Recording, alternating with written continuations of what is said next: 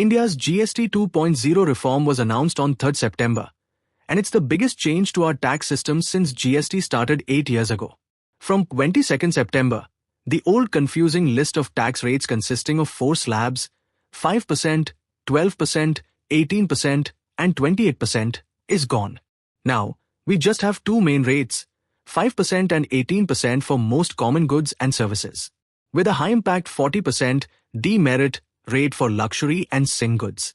The new structure aims to create clarity for both producers and consumers and finally deliver on the one nation, one tax promise. Before that, I am a 23-year-old finance enthusiast pursuing finance as a career. I make these videos to keep myself updated about current affairs, finance in general, geopolitics and economics, and share my research and analysis with you guys through YouTube. So why did the government do this?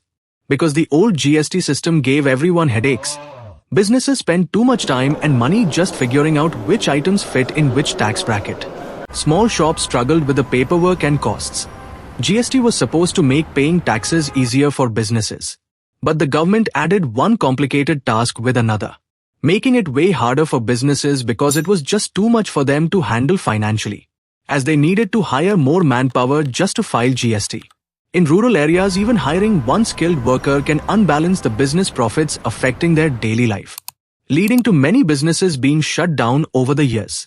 The 2025 GST reform brings faster registration for low-risk businesses, a strong GST appellate tribunal, and quicker refunds, especially for exporters and MSMEs. This boost to the formal economy attracts foreign investment and supports key sectors like automobiles, consumer durables, and construction by making inputs cheaper. Experts expect consumer demand to rise by nearly 2 lakh rupees crore, possibly increasing GDP by up to 0.7%. The reform is well-timed, countering slowed consumption, global trade challenges, and upcoming festive spending.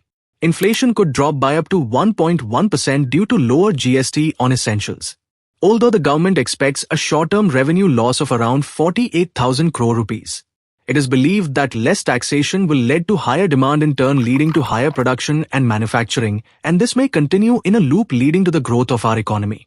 Monthly GST collections hit a record 1.86 lakh rupees crore in August 2025, showing improved tax compliance and a broadening tax base. Overall, the reform simplifies GST, promotes growth, and supports businesses and consumers. But what does this mean in your daily life? Well, now things like packaged foods, daily essentials, handicrafts, agricultural goods drop to 5% tax instead of the earlier 12% or 18%. School supplies and life-saving medicines are now tax-free. Insurance is cheaper too. Health and life premiums don't have any GST now. Middle-class families benefit from big changes. Small cars, two-wheelers, ACS, TVS all go from the old 28% tax to the 18% slabs. Especially in places where most people spend their income on basics, this means more savings for crores of families. But here's a key point. Experts say that these benefits only matter if shops and companies actually lower prices for customers and don't just keep the extra money. That's why the government is telling the industry and probably will bring measures to make sure the gains reach ordinary people, not just business owners. And yes, it's no surprise this reform comes before big state elections. Not everything gets cheaper though. The new 40% rate makes sure that luxury cars, big bikes, tobacco, and sugary drinks cost a lot more. The government says these prices should stay high since they aren't necessary for most people.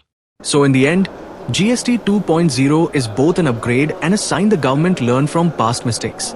Essentials are finally tax-free or way easier to buy, confusion is cut out, and regular people and businesses can save more. The real challenge ahead is making sure companies actually pass these savings to everyone, so that after 8 years, all those who paid too much finally get some relief.